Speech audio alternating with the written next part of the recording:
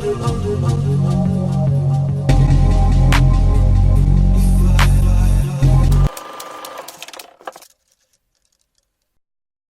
everybody and welcome to Gonzo Media. On this episode we will actually be checking out the new Super Smash Bros. Ultimate character Byleth. This character was announced and is the last fighter of the 5-part Fighters Pass. Ah, there he is! So, as you can tell, I've never played this character yet. I know what they do. I've seen like the Nintendo Direct where Sakurai tested him out, and then we've seen what he does and how he's got kind of represents this Fire Emblem weapon switch, which is pretty neat. I'm excited to play them, but I'm not actually really that excited for the character himself or herself. You actually get the male and female. The Cuphead outfit actually looks pretty cool, plus it comes with music, I believe, so I'm probably going to pick that up at some point. I'm just going to skip all those. There's 7 of them that you don't need to know or see. So what I'm going to do is I'm first going to go and test them out in training mode, just so I can kind of get a feel for the character. And then I'm going to do a run through classic mode as them as well. So again, I've never played as them before, so expect me to kind of not be very good. I feel like I'm a pretty competent Smash Brothers player, but with a character I've never really experienced before, they're bound to do a couple mistakes here. And as you can see, what's cool about Byleth is they're another one of those characters that actually switch between male and female with their alt costumes. And I believe the different variations based on the 3 different houses of the game. And I believe these green-haired ones have to do with like a spoiler to the end of the game. I own it, but I haven't played it yet, so I don't really know that much about him. Besides that, Byleth is the playable character that you kind of create, but it's like the default character. Right.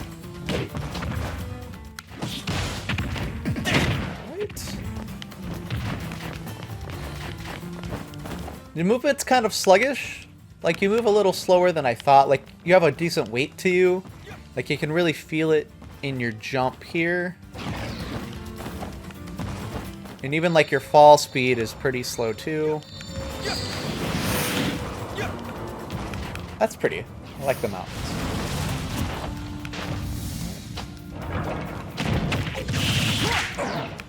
Alright. How much damage does that do?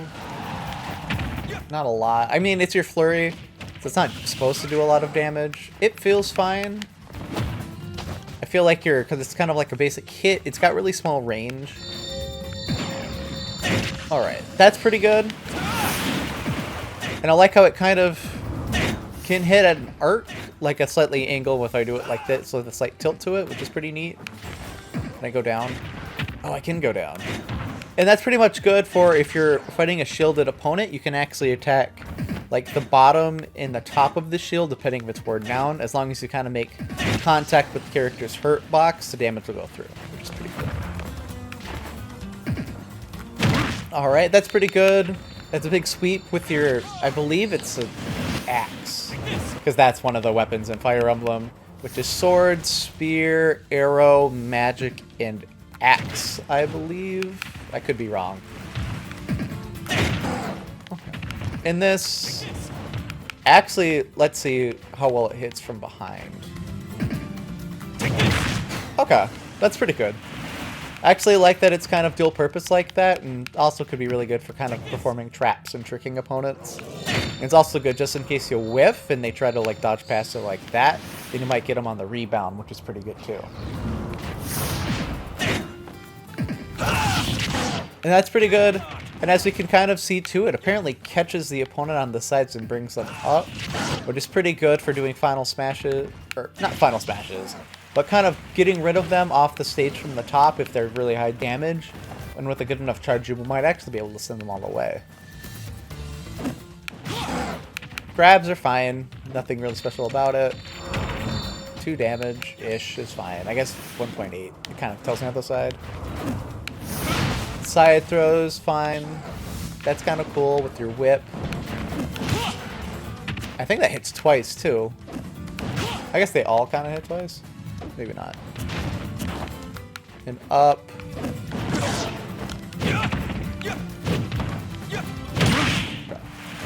So all your downs appear to be the axe, which means those are going to be like your heavy hits, which is pretty cool to kind of that they have a button for it.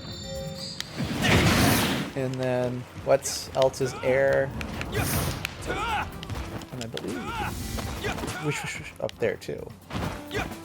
Let's try something out. That feels pretty good. I really like how that feels, and they kind of combo really well off each other.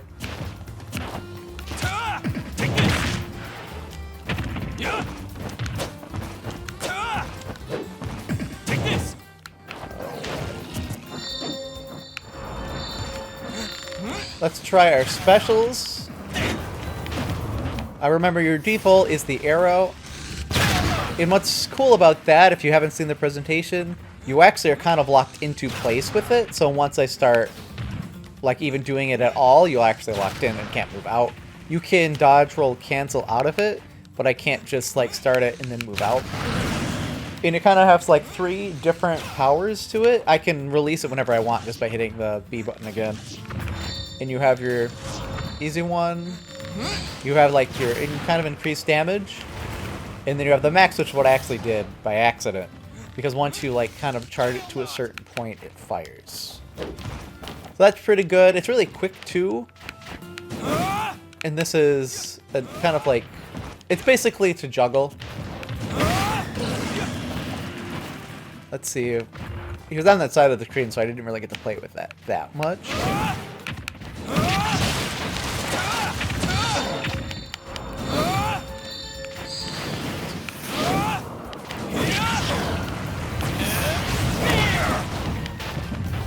And then you have your big hammer finisher attack, which feels pretty good. It's very slow, but you have hyper armor on it, which means that you can pretty much tank a hit.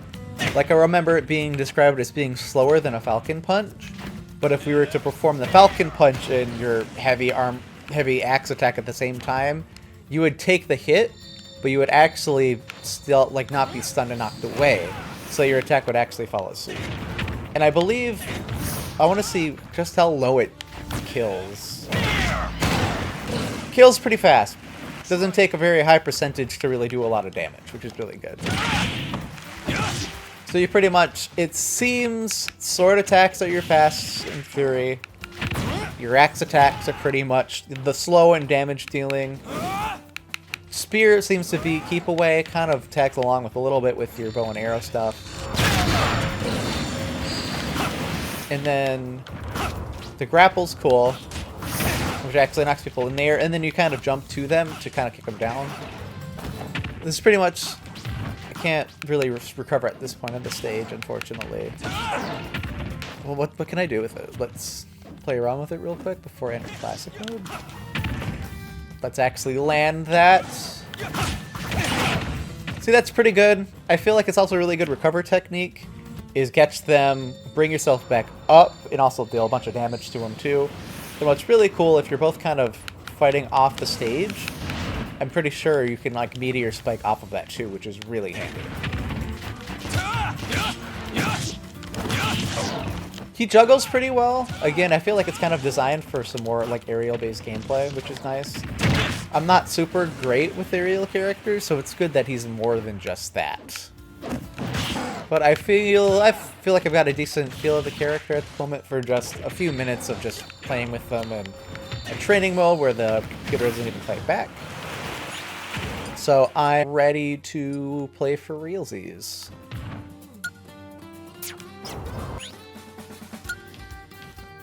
Oh, I actually didn't know tutorial even did this. You actually have all move list, which tells you all of the things that I was talking about, and this probably does a pretty better job of doing it than I could.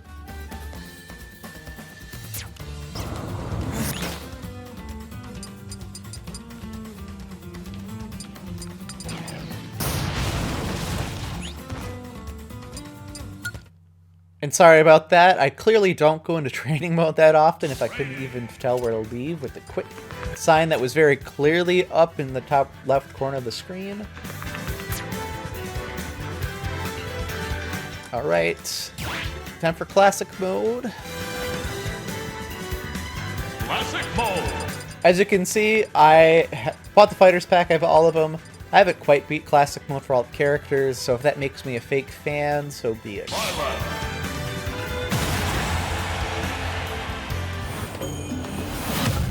Then we're gonna crank this all the way up to 5. Might be a bad idea. Let's lose a ticket. Let's just be fun with it. Alright. Our Heroic Legacy. I think this means I'm just fighting a bunch of like Fire Emblem characters, which is fine. And I say that it's stamina, which is always fun. I don't really like the stamina modes. I actually really liked, I might be the only one, but when we used to have like the coin modes in the earlier games were my favorite. There's something about just kind of fighting for money was really cool, and like just how much damage you do indicates just how well and how much coin drops.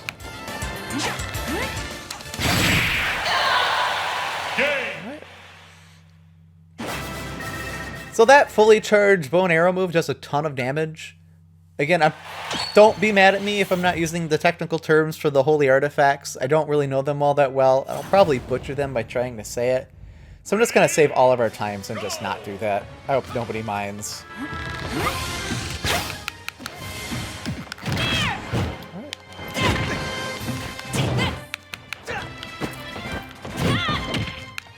No.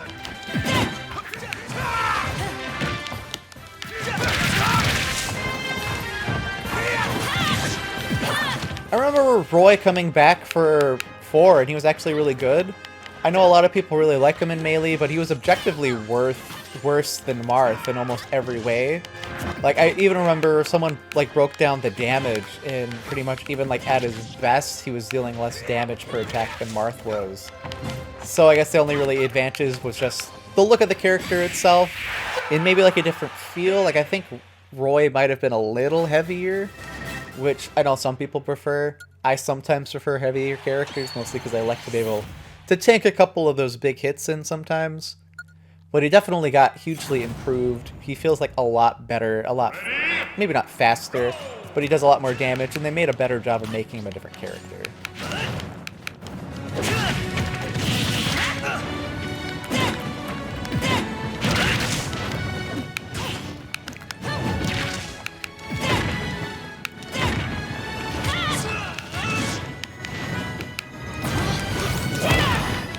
So it has a limited range. Obviously I didn't land that, which is not great.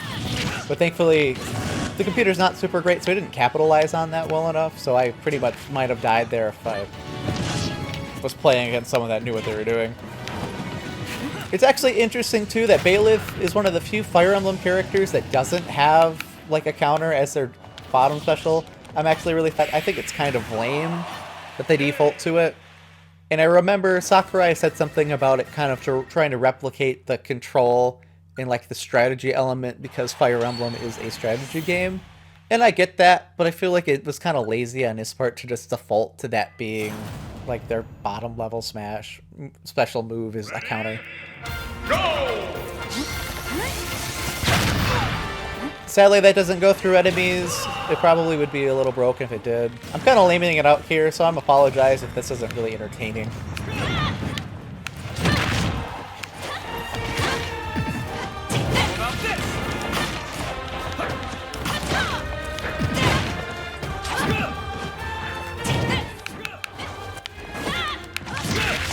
Ah! Ah!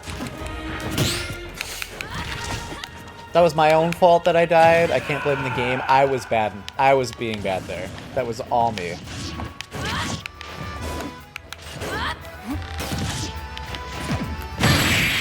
Boom.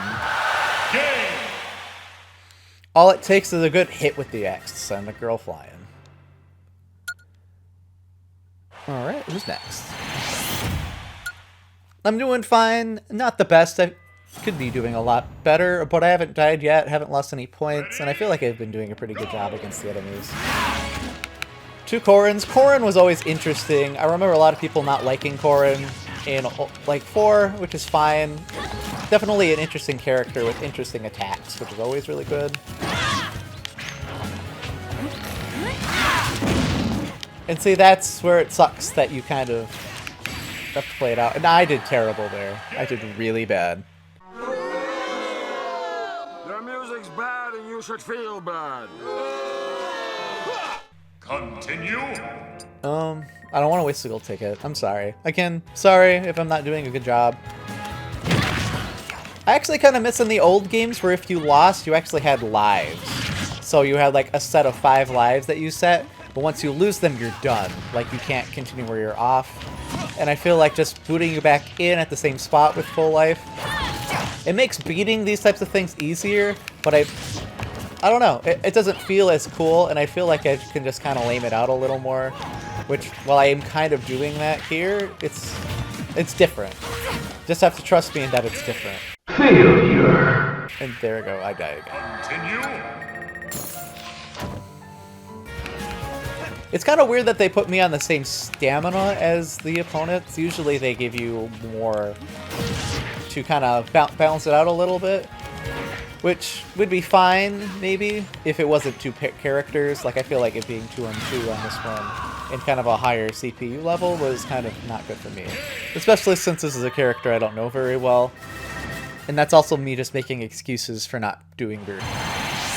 That's the biggest part that I'm trying to avoid, is that I'm just not good at this character yet, so I'm gonna be bad. And there goes my air conditioning kicking in the background, so I'm sorry for the distorted audio that'll definitely appear from that for a little bit. Oh, I get it. I'm fighting the 3 houses. That's pretty fun.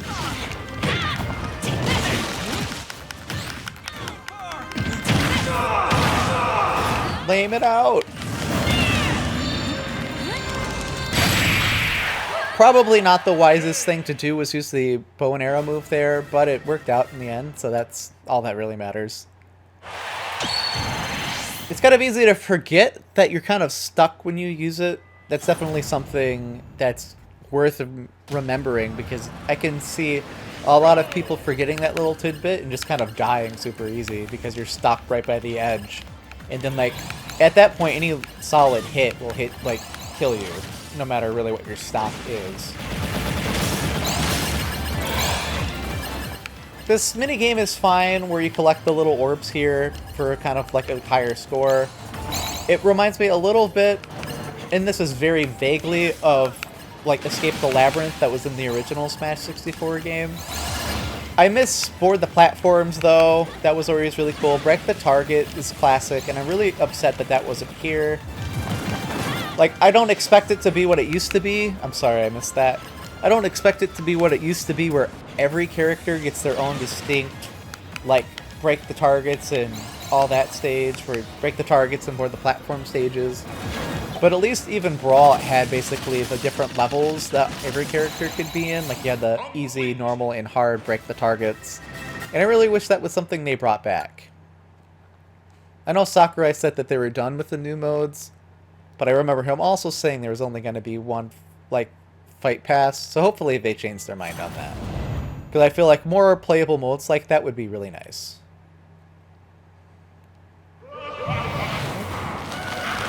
And I did well enough to fight the hands, unless it's just default hands, I'm not sure. But it's cool that I have all of the characters, even though they have no life. I don't even know where I am. Okay, there we go.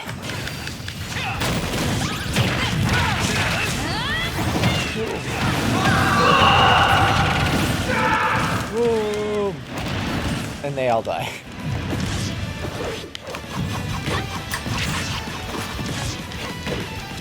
I feel like I should just kind of try and finish off Master Hand on this one, since he's already almost dead.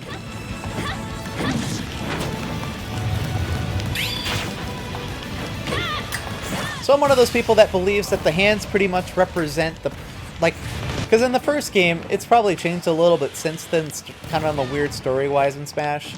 But in the first game, you were basically toys, and that, like, the meta of the game was that you're a little kid that's just playing with your Nintendo action figures, and that's kind of how it's a crossover that works in the story, is you basically have all these toys, and you're play fighting, which is something I definitely did all the time with my action figures as a kid.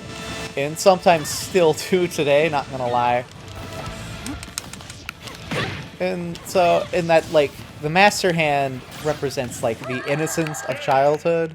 Boo! You stink! And then Crazy Hand is, like, adulthood and the madness caused by it. which is it's interesting to think about. I doubt it was intended, but it's always cool, like a little headcanon won't hurt anybody like that.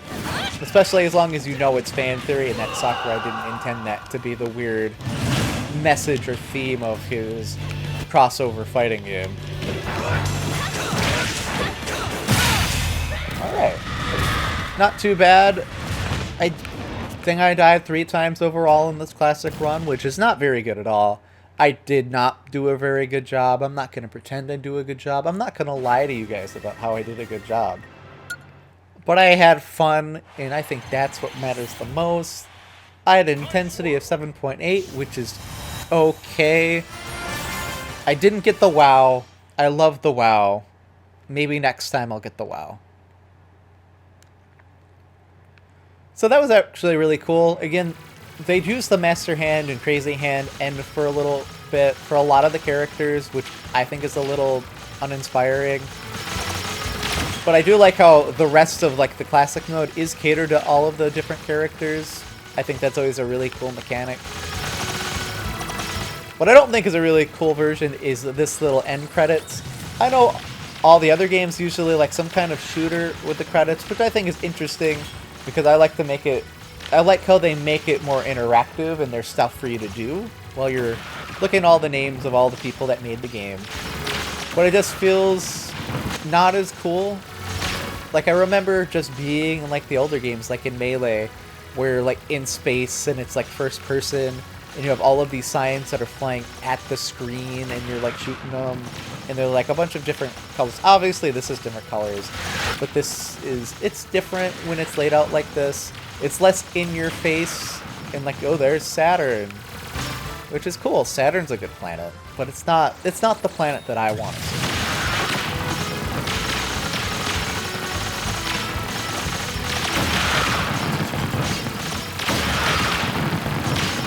And yeah, if you don't really know how this works, basically I shoot, you can like just like spray shot it and just kind of rapid, or you can charge it and do big giant bulky bullets like that. Hitting these purple dudes will unleash an explosion, which will take out a lot of the other targets and credit me. Really good. The little red dudes, they're just here to kind of hit you and stop you. If you get hit, you can't shoot anymore, and so that's your penalty for hitting. You can't die in this. It's just a matter of trying to get the highest point score you can get. And at the bottom, it actually, if you do well, you get different, like, unlockable stuff. Usually in the way of spirits. Spirits is a big thing. I miss trophies, even though I like spirits or trophies that you can use. But they're all, like, usually, like, pre-existing art. They're not, like, made for the game like the other trophies were in the previous ones, which are always really cool. I used to spend a lot of time just looking at all the trophies, reading up on the information, and just looking at the filters and just moving in and out. And I remember actually seeing the Daisy has like that third eye in her hair. I actually found that myself before, like I had access to the internet and seen that it was a thing, which definitely scared little me out. That's a little cute art. Pretty much tea time, I think. Again, haven't played the game yet, but considering the setting in that you're in like this cool warrior academy, taking key time seems like a good thing to do. Time to check my unlockables, what I get. Byleth, Fighter Spirit, Tornadus, Shadow Man, Unira. I'm just gonna say all these funny, or not really funny, but I'm gonna say them all. Not these. Chill. Alright. So, that was fun. I actually really liked the character a lot. I think they're really fun. They're not my favorite of the Fighter Pass 5 that we got. I think that would probably either go for Joker or Banjo-Kazooie. They're all really interesting characters, and they're all really fun to play, though. Like, I wouldn't say there's any of that 5 that are bad, which is really good. Like, and they all, like, have different interesting play styles, and they're all, like, pretty faithful to the characters themselves in the games. And I'm actually going to go back into training I thought I'd get the Smash Orb to show off the final Smash, and I think it's really unfortunate that I couldn't show you guys at all. So that's probably how I'm gonna end this video out, is I'm just gonna pop in training real quick. Who do I want? Who am I? Where am I? I'm just gonna kill me.